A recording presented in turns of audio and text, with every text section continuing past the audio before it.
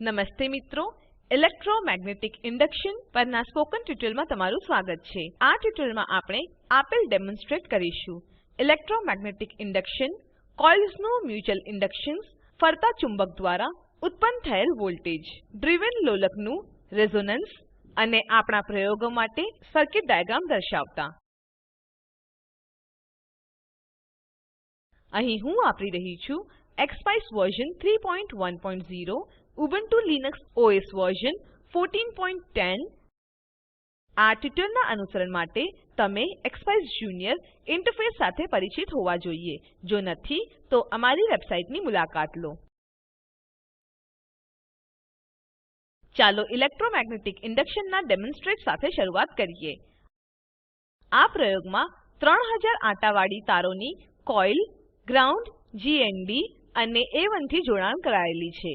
ચુંબકીય અસર દર્શાવવા માટે 5 mm વ્યાસ અને 10 mm લંબાઈનું ચુંબક ઉપયોગમાં લેવાયું છે. આ સર્કિટ ડાયાગ્રામ છે. ચાલો પરિણામ પ્લોટ વિન્ડો પર જોઈએ. પ્લોટ વિન્ડો પર આડી લાઈન દ્રશ્યમાન થાય છે. એક કાગળને વાળીને કોઇલની અંદર દાખલ કરો. વાળેલા કાગળમાં એક ચુંબક નાખો અને તેને ઉપર નીચે કરો. પ્રક્રિયાને ત્યાં સુધી દોહરાવો જ્યાં સુધી ઇન્ડ્યુસ્ડ વોલ્ટેજ નોંધાતો નથી અને દ્રશ્યમાન થતો નથી. પ્લોટ વિન્ડો પર એક્સપેરિમેન્ટ્સ બટન પર ક્લિક કરો. સિલેક્ટ એક્સપેરિમેન્ટ્સ યાદી દ્રશ્યમાન છે. EM ઇન્ડક્શન પર ક્લિક કરો. બે નવા વિન્ડોઝ ઇલેક્ટ્રોમેગ્નેટિક ઇન્ડક્શન અને સ્કીમેટિક દ્રશ્યમાન થાય છે. સ્કીમેટિક એ સર્કિટ ડાયાગ્રામ દર્શાવે છે. ઇલેક્ટ્રોમેગ્નેટિક ઇન્ડક્શન વિન્ડો પર સ્ટાર્ટ સ્કેનિંગ બટન પર ક્લિક કરો. આડી લાઈનમાં વેવ રૂપાંતરિત થઈ છે. આ ત્યારે થાય છે જ્યારે વોલ્ટેજની પિરિયોડિક સ્કેનિંગ ચુંબકની હલનચલન સાથે એકરૂપ થાય છે. આ દર્શાવે છે કે કોઇલમાં ઉત્પન્ન થયેલ વોલ્ટેજ એ ગતિમાન ચુંબક દ્વારા છે. આગળ હું હવે કોઇલની મ્યુચ્યુઅલ ઇન્ડક્શન ડેમોન્સ્ટ્રેટ કરીશ. આ પ્રયોગમાં A2 એ સાઇન થી જોડાયેલ છે. સાઇન એ કોઇલ મારફતે ગ્રાઉન્ડ થી જોડાયેલ છે અને A1 એ કોઇલ મારફતે ગ્રાઉન્ડ થી જોડાયેલ છે. આ સર્કિટ ડાયાગ્રામ છે. ચાલો પરિણામ પ્લોટ વિન્ડો પર જોઈએ. A1 પર ક્લિક કરો અને CH1 સુધી ડ્રેગ કરો. A1 એ CH1 ને અસાઇન કરેલ છે. A2 પર ક્લિક કરો અને CH2 ને ડ્રેગ કરો. A2 એ CH2 ને અસાઇન કરેલ છે. અપ્લાઇડ વેવફોર્મ અને ઇન્ડ્યુસ્ડ વેવફોર્મ ને જોવા માટે મિલિસેકન્ડ પર ડિવિઝન ને ફેરવો. બદલાતું ચુંબકીય ક્ષેત્ર ઇન્ડ્યુસ્ડ વોલ્ટેજ બનાવે છે. તમને કદાચ બીજી કોઇલ પર કોઈ પણ ઇન્ડ્યુસ્ડ વોલ્ટેજ દેખાશે નહીં. ધરી સમાંતર કોઇલને એક સાથે નજીક રાખો. અમુક ફેરોમેગ્નેટિક તત્વો ધરી સાથે દાખલ કરો. સેકન્ડરી કોઇલ પર ઇન્ડ્યુસ્ડ વોલ્ટેજમાં આપણે એક સ્ક્રુડ્રાઈવર દાખલ કર્યો છે. CH1 પર ક્લિક કરો અને ફિટ સુધી ડ્રેગ કરો. CH2 પર ક્લિક કરો અને ફિટ સુધી ડ્રેગ કરો. A1 અને A2 નો વોલ્ટેજ અને ફ્રીક્વન્સી જમણી બાજુ દેખાય છે. A1 અને A2 ના વોલ્ટેજમાં તફાવત બીજી કોઇલ પરના ઇન્ડ્યુસ્ડ વોલ્ટેજના લીધે છે.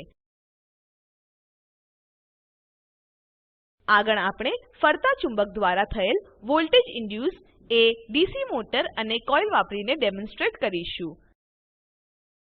આ પ્રયોગમાં A1 એ કોઇલ મારફતે ગ્રાઉન્ડ થી જોડાયેલ છે. SQR2 એ DC મોટર મારફતે ગ્રાઉન્ડ થી જોડાયેલ છે. DC મોટર પર એક 10 mm વ્યાસ અને 10 mm લંબાઈ વાળો કાયમી ચુંબક મુકાયો છે. A2 એ કોઇલ મારફતે ગ્રાઉન્ડ થી જોડાયેલ છે. આ સર્કિટ ડાયાગ્રામ છે. ચાલો પરિણામ પ્લોટ વિન્ડો પર જોઈએ.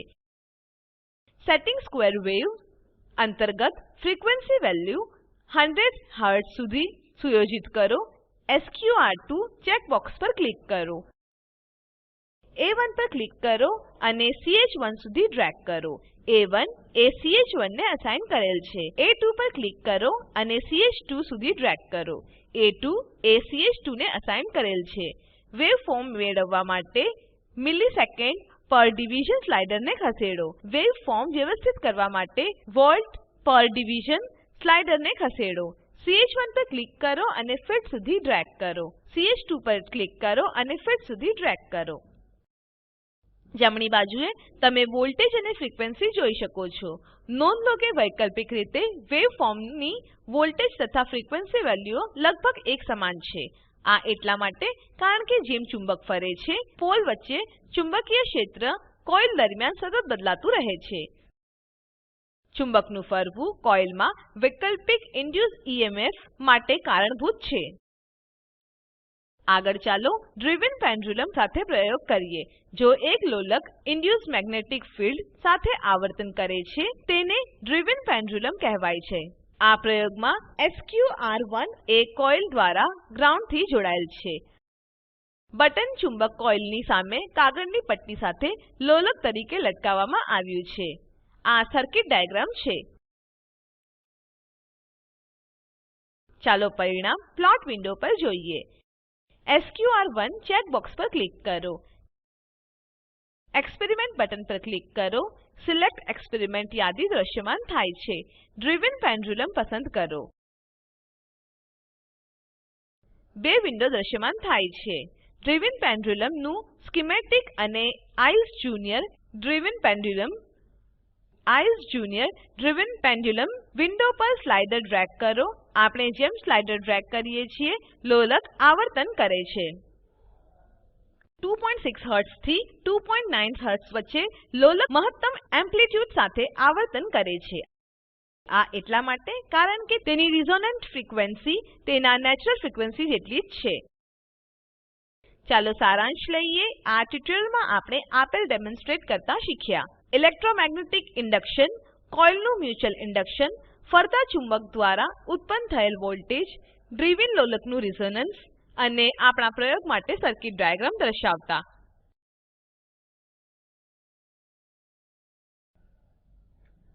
અસાઇનમેન્ટ તરીકે ડેમોન્સ્ટ્રેટ કરો. ઇલેક્ટ્રોમેગ્નેટ કેવી રીતે બનાવવું, ચુંબકની સાથે એક કોઇલ્સનું મ્યુચ્યુઅલ ઇન્ડક્શન, પ્રયોગ માટે સર્કિટ ડાયાગ્રામ. આપેલ લિંક પર ઉપલબ્ધ વિડીયો નિહાળો. તે સ્પોકન ટ્યુટોરીયલ પ્રોજેક્ટ માટે સારાંશ આપે છે. જો તમારી પાસે સારી બેન્ડવિડ્થ ના હોય તો તમે વિડીયો ડાઉનલોડ કરીને જોઈ શકો છો. Spoken tutorial project team spoken ટ્યુટોરીયલના ઉપયોગથી વર્કશોપનું આયોજન કરે છે. જેઓ ઓનલાઈન પરીક્ષા પાસ કરે છે તેમને પ્રમાણપત્રો આપે છે. વધુ જાણકારી આપેલ લિંક પર ઉપલબ્ધ છે. સ્પોકન ટ્યુટોરીયલ પ્રોજેક્ટને એનએમઈઆઈસીટી એમએચઆરડી ભારત સરકાર દ્વારા ફાળો આપવામાં આવ્યો છે. IIT બોમ્બે તરફથી ભાષાંતર અને રેકોર્ડિંગ કરનાર હું જ્યોતિ સોલંકી વિદાય લઉં છું.